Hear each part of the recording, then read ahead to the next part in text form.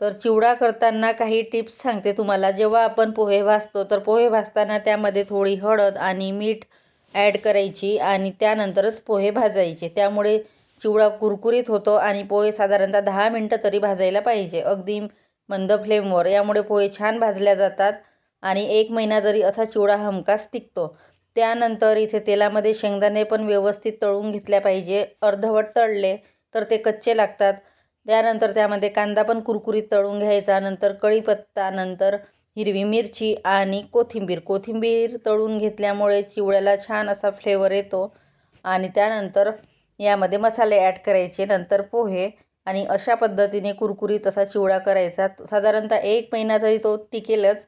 त्यामध्ये मुरमुरे ॲड केले, गरम गरम असतानाच मुरमुरे टाकायचे, त्यामुळे छान कलर येतो मुरमुऱ्याला पण पोह्याचा।